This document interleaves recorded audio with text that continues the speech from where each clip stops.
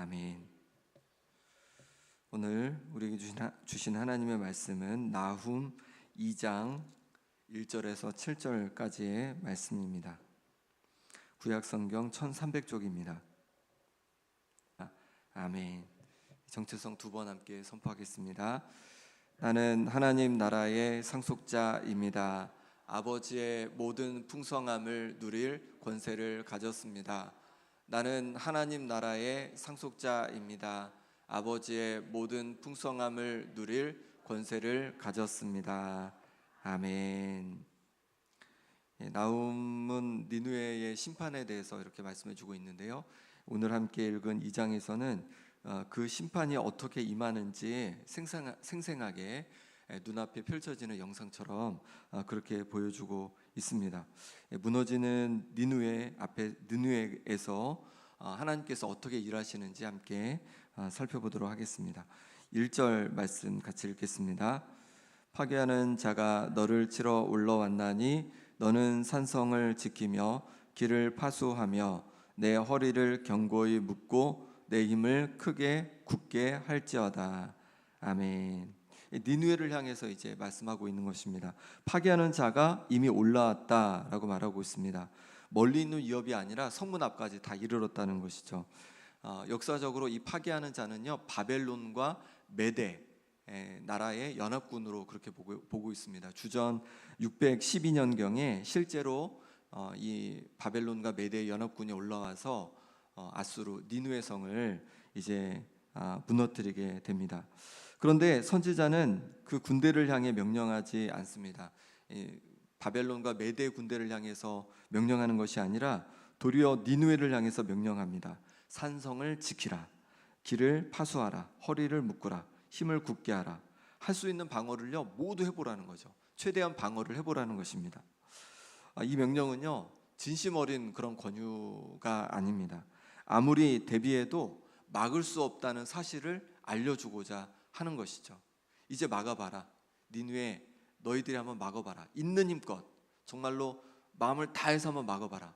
막을 수 있는지, 과연 정말 막을 수 있는지, 막을 테면 막아봐라. 이렇게 말씀해주고 있는 것입니다. 니느웨는 아수르의 수도로서 굉장히 견고한 성읍이었습니다. 그렇지만 하나님이 치시기로 하면 그 어떤 성도, 어떤 군대도 그들을 지키지 못한다는 것을 보여주고 있는 것입니다. 사도행전을 보면 헤롯 아그리빠가 나오는데 그는 왕복을 입고 단상에 앉아서 백성 앞에서 연설을 합니다. 그럴 때 사람들이 신의 소리다, 사람의 소리가 아니다라면서 막 헤롯 왕을 높입니다. 그 영광의 절정에서 헤롯은 그 영광을 하나님 앞에 돌리지 않고 그 영광을 자신이 다 가져버립니다. 그때 어떤 일이 일어납니까? 하나님의 사자가 치니까 벌레에게 먹혀서 헤롯 왕은 죽는 것을 보게 됩니다. 사람이 가장 높아 보이는 순간이라도 하나님이 손을 대니까 그 자리에서 한순간에 무너져 내리는 것이죠. 시편 127편 1절에도 여호와께서 집을 세우지 아니하시면 세우는 자의 수고가 헛되고 여호와께서 성을 지키지 아니하시면 파수꾼의 깨어있음이 헛되다, 이렇게 말씀해주고 있습니다. 아무리 우리가 집을 세우려 해도 하나님께서 세우지 않으시면 그 수고가 헛되고요, 아무리 성벽을 지키려고 잠을 자지 않고 파수꾼이 깨어있어도요 그 성을 지킬 수가 없는 것입니다. 하나님이 지키지 않으시면, 하나님께서 세우지 않으시면 다 빈 껍데기와 같다고 말씀해주고 있는 것입니다. 오늘 내가 무엇을 성벽 삼아 안심하고 있습니까? 무엇을 나의 안전을 위해서 그렇게 무엇을 가지고 성벽을 두르고자 합니까? 그것이 우리에게 안전을 보장해 주지 못하는 것이죠. 하나님께서만 하실 수 있는 것입니다.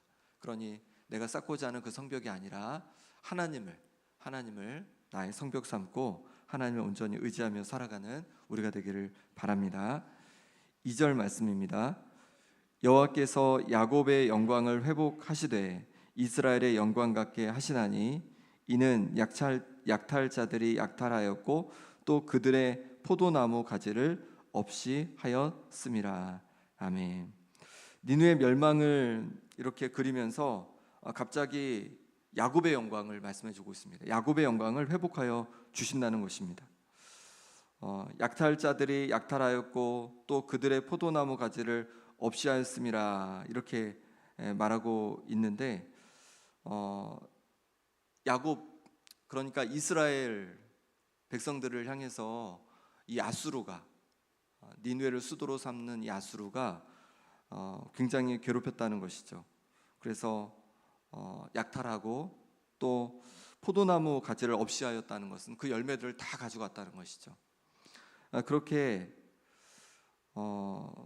약탈을 당하고 어려움을 당했습니다. 아수르 때문에, 니느웨 때문에 어려움을 당했습니다.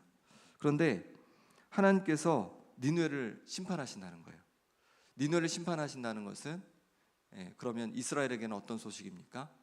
기쁜 소식이죠. 회복의 소식이죠. 그들을 압제하던 자들이 더 이상 없게 된다는 것입니다. 그러니 이 이스라엘에게는 감사하고 또 회복을 경험하는 순간이라고 할 수 있는 것이죠.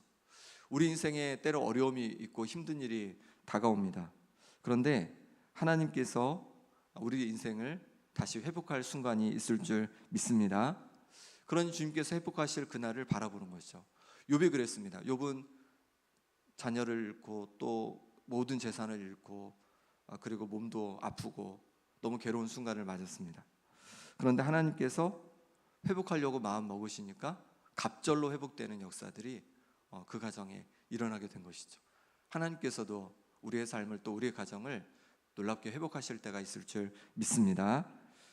무엇보다도 우리가 바랄 회복은요, 이 땅에서 그치지 않습니다. 바울은 이렇게 얘기합니다. 고린도후서 4장 17절에 우리가 잠시 받는 환난에 경한 것이 지극히 크고 영원한 영광에 중한 것을 우리에게 이루게 함이니. 이 땅에서 우리가 때로 환난을 당합니다. 그런데 그것은 경한 것이다, 가벼운 것이다 라고 말씀해 주고 있습니다. 왜냐하면 부활 시에 우리가 가질 그 영광은요, 중한 것이기 때문에 그렇습니다. 아주 큰 것이기 때문에 그렇습니다. 영광의 무게가 무거운 것이라는 거죠. 굉장히 큰 영광을 우리에게 준비해 두고 계시다는 것입니다.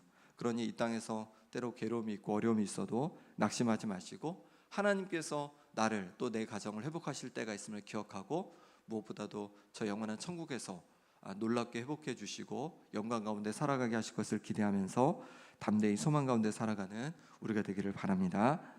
3절에서 5절의 말씀입니다. 그의 용사들의 방패는 붉고 그의 무사들의 옷도 붉으며 그 항우를 버리는 날에 병거의 쇠가 번쩍이고 노송나무 창이 요동하는도다. 4절부터 같이 읽습니다. 그 병거는 미친 듯이 거리를 달리며 대로에서 이리저리 빨리 달리니 그 모양이 횃불 같고 빠르기가 번개 같도다.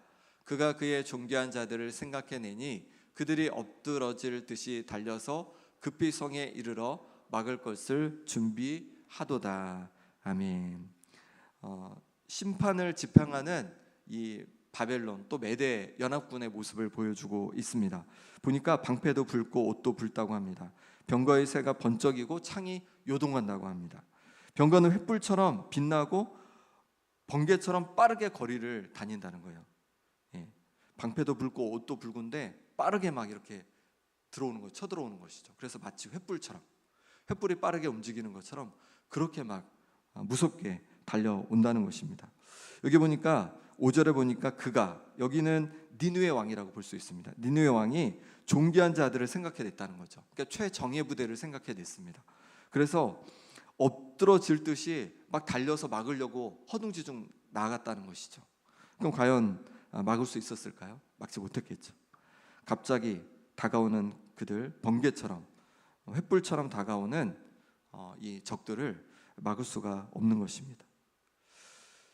하나님께서 정하신 때에 하나님께서 이렇게 니느웨를 바벨론과 메대를 통해서 심판하신 것을 보게 됩니다. 거기에 대해서 니느웨 왕은, 니느웨 사람들은 전혀 준비가 되어 있지 않았던 것이죠. 어리석은 부자도 그랬습니다. 그는 곳간을 헐고 이제 더 크게 짓자고, 그래서 이제 나 한평생 충분히 먹고 살고 전혀 어려움이 없겠다고 그렇게 자신만만했습니다. 그런데 그날 밤에 하나님께서 그 영혼을 찾으시는 거죠. 그러면 그 많은 재물이 무슨 소용이 있겠냐는 것입니다. 데살로니가전서 5장 2절 3절에도 이렇게 말씀합니다. 주의 날이 밤에 도둑같이 이룰 줄을 너희 자신이 자세히 알기 때문이라. 그들이 평안하다 안전하다 할 그때에 임신한 여자에게 해산의 고통이 이름같이 멸망이 갑자기 그들에게 이르리니 결코 피하지 못하리라. 이렇게 말씀해주고 있습니다. 그러니까 주님께서 다시 오실 날을 뭐로 얘기하냐, 두 가지로 얘기하고 있죠. 도둑으로 얘기하고 있고, 하나는 해산하는 여인을 가지고 얘기하고 있습니다. 도둑이 언제 올지 우리가 알 수 있습니까? 알 수 없으니까 잘 방비를 해두는 거죠. 문도 잘 단속하고. 제가 그 목요일에 붕어빵 전도할 때 붕어빵을 가지고 밑에 어르신을 집에 가지고 갔더니 그 어르신이요, 잘 때 앞뒤로 문을 꼭 잠그고 잔다는 거예요. 여름에도요. 왜냐면은 막 이게 낯선 사람들이 지나다니고 또 외국인들이 지나다니고 해서 겁난다는 거예요. 그래서 꼭 잠그고 다닌다고. 그리고 밤에 정말로 낯선 사람이 막 배를 누르고 그럴 때가 있다고 그런 얘기를 하더라고요. 예. 도둑이 언제 올 줄 알면은 그냥 평소에는 문 열고 잘 지내다가 그때만 딱 막으면 되는 거죠. 또 언제 올지 모르니까 늘 방비를 하고 있는 거죠. 해산할 여인도 마찬가지죠. 언제 해산할 줄 모르는 거죠. 그럴 거 알면은 그냥 편하게 있다가 그 시간에 맞춰서 병원 가면 되잖아요. 근데 알 수 없으니까 긴장하고 준비하고 그렇게 있는 거죠. 주님께서 다시 오실 날도 우리가 알 수 없다는 것입니다. 그러니 그날을 깨어 준비하는 우리가 될 수 있기를 바랍니다. 그럼 어떻게 하는 게 깨어 준비하는 걸까요? 주님께서 지금 오신다고 해도 부끄럽지 않을 나의 모습인지 내 자신을 돌아보면서 그렇게 주님 앞에서 부끄러움 없는 모습으로 우리가 날마다 살아가는 것이 깨어 준비하는 모습일 줄 믿습니다. 그러니 주님 앞에 부끄러움 없이 매일매일 주님께서 오실 날이 있음을 기대하면서 바라보면서 깨어있는 우리가 될 수 있기를 바랍니다. 6절 7절 말씀 같이 읽겠습니다. 강들의 수문이 열리고 왕궁이 소멸되며 정한 대로 왕후가 벌거벗은 몸으로 끌려가니 그 모든 시녀들이 가슴을 치며 비둘기같이 슬피 우는도다. 아멘. 드디어 성이 무너진다는 것입니다. 강들의 수문이 열린다고 합니다. 이 니느웨가 있는 곳은 티그리스 강 근처입니다. 티그리스 강 쪽에 있습니다. 유프라데스 티그리스 강을 합쳐서 그곳에서 발생한 문명을 메소포타미아 문명이라고 하거든요. 그래서 굉장히 그 지역이 이 강으로 말미암아 크게 번성을 하게 되었습니다. 이집트 문명이 왜 번성했습니까? 나일강이라는 큰 강이 있어서 그런 것처럼 메소포타미아 문명도 유프라데스 강, 티그리스 강 때문에 번성을 하게 되었고, 니느웨 성도 사실은 그래서 티그리스 강 유역에 있기 때문에 그렇게 번성할 수 있었고 그것을 자랑했던 것이죠. 그런데 어떻게 되었습니까? 강들의 수문이 다 열려버렸다는 것이에요. 니느웨가 자랑했던 그 모든 것이 오히려 적군이 들어오는 통로가 되었다고 말씀해주고 있는 것입니다. 왕궁이 소멸되고 왕후가 벌거벗은 채 끌려간답니다. 가장 높던 자리가 가장 수치스러운 자리가 되고 말았습니다. 시녀들은 가슴을 치며 비둘기처럼 슬피 운다고 말하고 있습니다. 그런데 7절에 보니까 어떤 대로? 정한 대로. 누가 정하신 대로일까요? 하나님께서 정하신 대로 니느웨 땅에 심판이 이르렀음을 말씀해주고 있는 것입니다. 그들을 의지하고 자랑하던 모든 것이 무너졌습니다. 강도, 또 왕궁도, 왕후의 영화도 다 소용이 없었습니다. 정한 대로, 하나님께서 뜻하신 대로 하나님의 때에 니느웨 성이 무너지게 된 것입니다.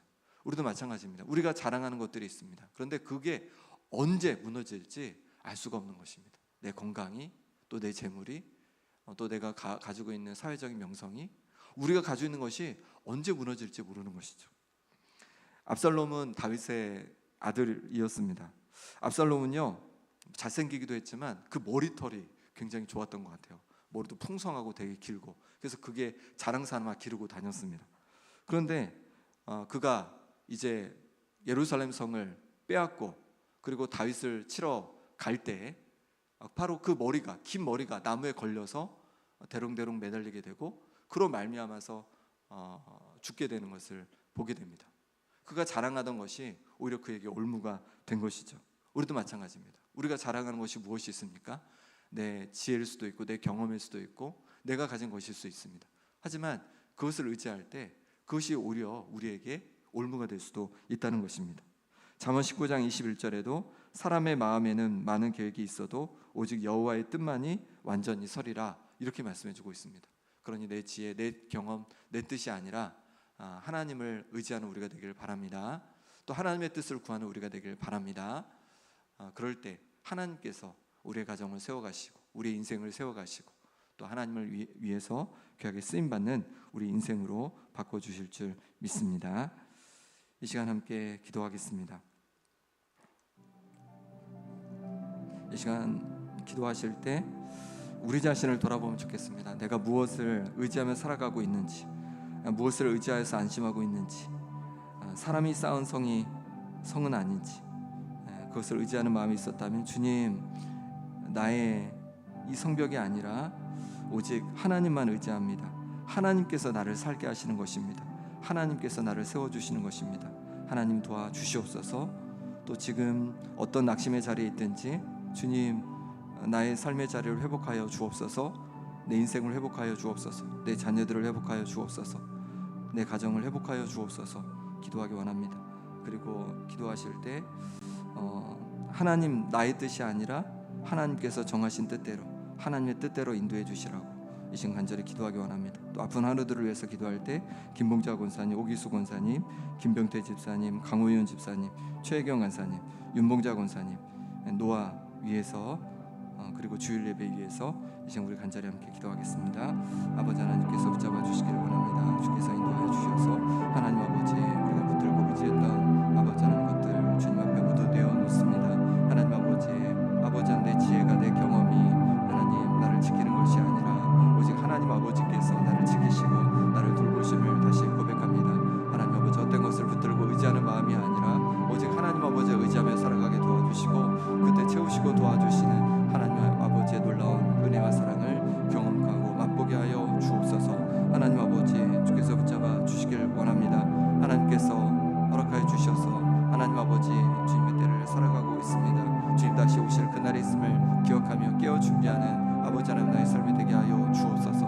하나님 아버지, 하나님께서 아버지 하나님 그때가 되어도 부끄러움 없는 모습으로 아버지 그렇게 생활되어지길 원하오니 주님 역사하시고 도와주시옵소서. 아픈 성도를 기도합니다. 하나님 아버지 은혜 부어 주시옵소서. 심장을 주여 강건케 하여 주시고 아버지의 기관지가 온전히 회복하여 주옵소서. 하나님께서 주신 은혜로 말미암아 암의 손자의 노임받게 도와주시고 배가 온전히 회복되는 역사가 있게 하여 주시옵소서.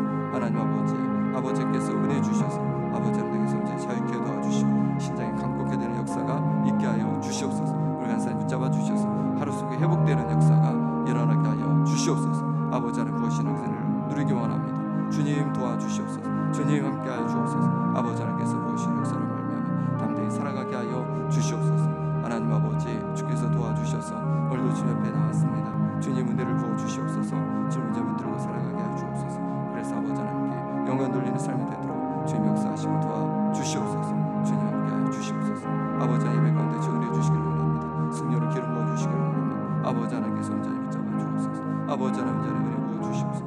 아버지 하나님께서 주신 말씀에서 아버지 하나님께서 주신 은혜를 말미암아 담대히 세움받는 역사가 있게 하여 주시옵소서.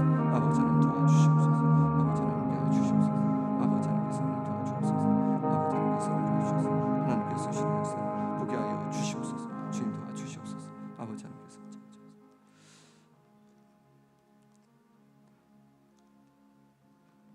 하나님 아버지,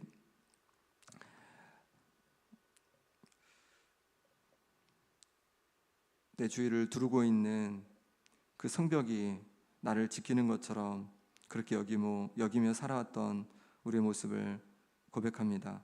나의 지혜로, 나의 경험으로, 나의 일로, 나의 재물로 내가 살고 있음을 그렇게 생각하고 여기며 살았던 모습을 주님 앞에 고백합니다. 주님, 그것이 아니라 오직 하나님 아버지께서 우리를 지키시고 또 우리를 보호하셨음을 깨닫게 하시니 감사합니다.